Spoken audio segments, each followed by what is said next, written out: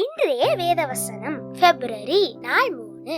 வேதத்துல சங்கீதம் 51 அதிகாரம் 3வது வசனத்துல, என் மீறுதல்களை நான் அறிந்திருக்கிறேன், என் பாவம் எப்பொழுதும் எனக்கு முன்பாக நிற்கிறது. நான் இப்ப கேட்கிற இந்த கேள்வியை உங்களோட வாழ்க்கையில யோசித்து பாருங்க.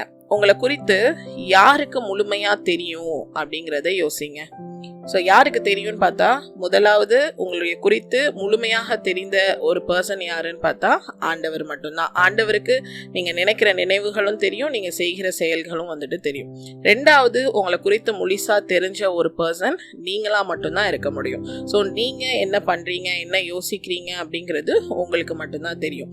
எப்பயுமே நம்ம சில தவறுகள் செய்யும் போது நம்மளுடைய தவறுகள் நமக்கு தெரியும், இது நம்ம செய்யறது தவறு அப்படின்னு சொல்லிட்டு. ஆனா அந்த தவிர நம்ம என்ன பண்ணிடுறோம் அப்படின்னு சொல்லி பார்த்தா, மற்ற காரியங்களோட ஒப்பிட்டு அவங்களோட லைஃப்ல அப்படி இல்லையா, அவங்க அந்த மாதிரி இருக்காங்க ஆனா அப்படி தானே நடந்துக்கிறாங்க அப்படின்னு சொல்லிட்டு நம்ம கம்பேர் பண்ணி நம்ம செஞ்ச தப்பை நம்ம என்ன பண்ணிடுறோம் அப்படின்னு சொல்லி பார்த்தா அப்படியே மறைத்துடுறோம். அதாவது தப்பே இல்லை அப்படின்ற மாதிரி நம்மளே நம்மளை ஏமாத்திக்கிறோம் அப்படிங்கிறது தான் உண்மை.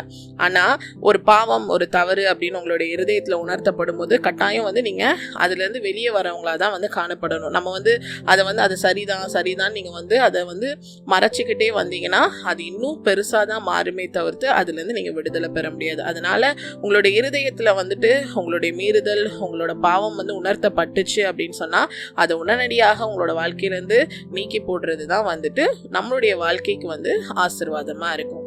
Thank you. Have a good day.